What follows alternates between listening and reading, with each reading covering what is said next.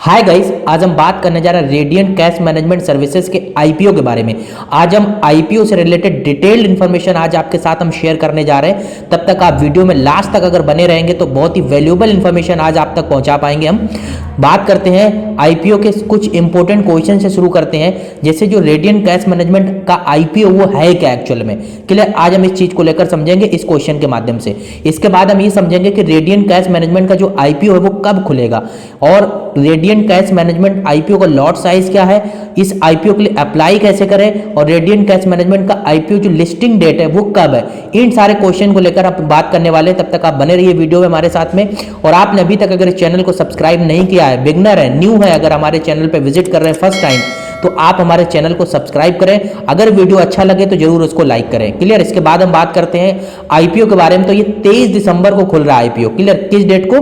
तो 23 दिसंबर को ये आईपीओ आने वाला है। इसके बाद अगर बात करें जो इनकॉर्पोरेट की, तो ये सन 2005 में ये कंपनी इनकॉर्पोरेट हुई थी। रेडियंट कैश मैनेजमेंट सर्विसेज जो लिमिटेड, ये मार्केट लीडर है company retail cash management services में। किसमें? कैश मैनेजमेंट सर्विसेज में, रिटेल कैश मैनेजमेंट सर्विसेज में ये मार्केट लीडर है। ये किसको सर्विस प्रोवाइड करता है? जैसे बैंक्स हो गए, फाइनेंशियल इंस्टीट्यूशन हो गए, ऑर्गेनाइज रिटेल हो गए, या फिर ई कॉमर्स कंपनीज को ये अपनी सर्विस प्रोवाइड करते हैं। कैसे प्रोवाइड करते हैं? ये क्या करते हैं? बिजनेस प्रोवाइड करते हैं। बैंक्स, इंडिविजुअल, कॉमर्शियल, गवर्नमेंट को इसके साथ क्या प्रोवाइड करते हैं? जैसे कैश हुआ, चेक्स हुआ, डीडीज हुआ।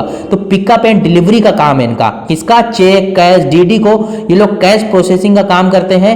ये pickup and delivery services provide करती कंपनी। इसके बाद हम बात करें कंपनी और भी, जैसे कुछ करेंसीज को लेकर, नोट्स को लेकर, एटीएम कार्ड्स को लेकर, ये सारे सर्विसेज कंपनी प्रोवाइड करती है। किसको प्रोवाइड करती है? आप देख सकते हैं जैसे बैंकिंग सेक्टर को, इंपॉर्टेंट डॉक्यूमेंट्स, एटीएम सर्विसेज को भी company pen, mailer, draft, cheque, delivery, मैं आपको बताया ऑलरेडी आरबीआई की गाइडलाइंस के अकॉर्डिंग ये कंपनी एटीएम सर्विसेज भी कंपनी प्रोवाइड करती है। इसके बाद अगर हम बात करें जैसे कुछ बिजनेस मैनेजमेंट, इलेक्ट्रॉनिक, ऑनलाइन भी मैनेजमेंट करती है। Mobile, financial and cash transaction products को मैनेज करती है कंपनी। ऑनलाइन ट्रांजैक्शन भी मैनेजमेंट का काम करती है कंपनी।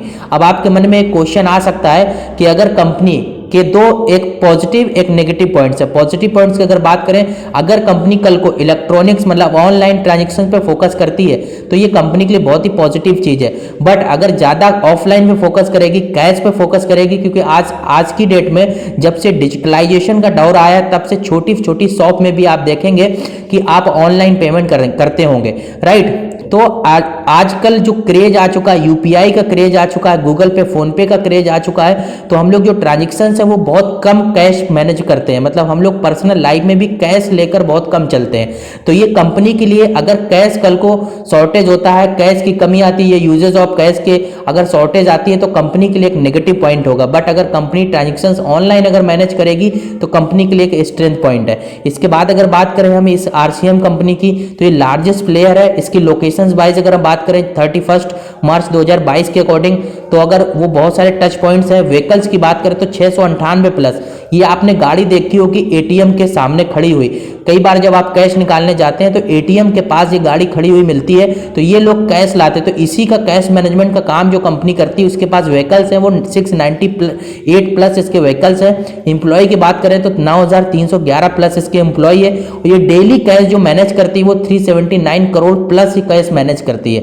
इसके बाद अगर रेडियंट कैश मैनेजमेंट सर्विस की अगर बात करें तो ऑल ओवर इंडिया में इसके 13,044 जो पिन कोड है उसमें service pan India service company provide करती है। और इसके की कस्टमर्स की बात करें जैसे axis bank, city bank, Dutch bank, HDFC bank, ICICI, Kotak bank, standard chartered bank, state bank of India, Hong Kong and Shanghai banking corporation limited and yes bank, इसके क्या है? की कस्टमर्स है। कंपनी इनके थ्रू सर्विस प्रोवाइड करती है, जो मैंने आपको ऑलरेडी बताया हुआ है। इसके बाद हम बात करते हैं, अगर आपने अभी तक इस चैनल को सब्सक्राइब नहीं किया तो सब्सक्राइब करें।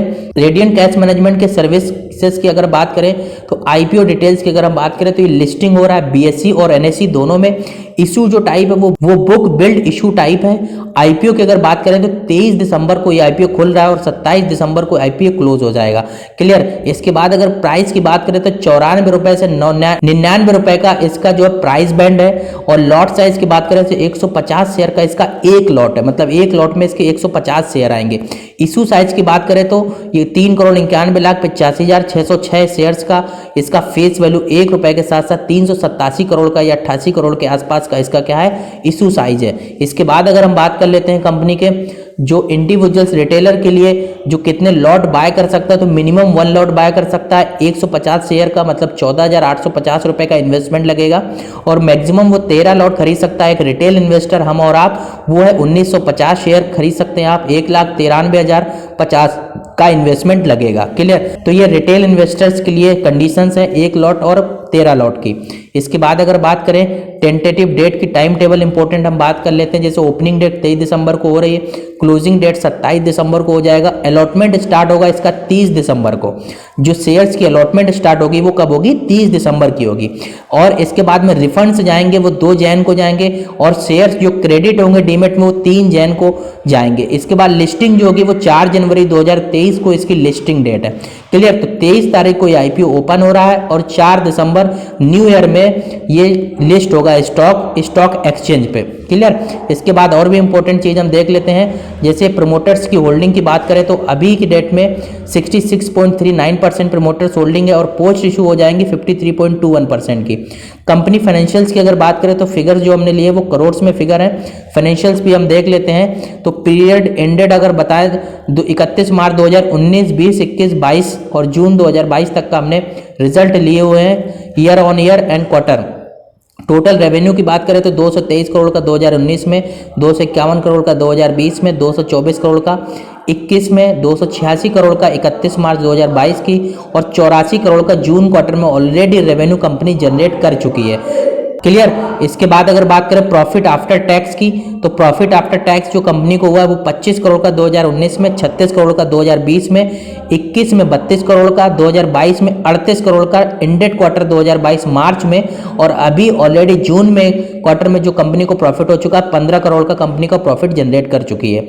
इसके साथ नेटवर्क की बात करें तो नेटवर्क भी कंपनी की बढ़ी है 105 करोड़ 2019 में, 119 करोड़ 2020 में, 127 करोड़ 2021 में, 31 मार्च 2022 को 139 करोड़, और यही 30 जून तक 155 करोड़ का ऑलरेडी नेटवर्थ कंपनी की हो गई है। क्लियर। टोटल बोरोइंग की बात करें तो खास नहीं है, 17 करोड़ 2019 की थी और 25 करोड़ अभी जून क्वार्टर की जो 2022 की 25 करोड़ की बोरोइंग है कंपनी की, तो खास डेप्ट नहीं है कंपनी के पास में। क्लियर। तो ये आईपीओ की डिटेल इन्फॉर्मेशन थी जो मैंने आपके साथ शेयर की। इसके साथ अगर आप और कोई आईपीओ की इन्फॉर्मेशन चाहते हैं तो कमेंट सेक्शन में कमेंट कीजिए, हम कंप्लीट एनालिसिस इसी तरीके से आपको प्रोवाइड करेंगे। थैंक यू सो मच, मिलते हैं नेक्स्ट वीडियो में बहुत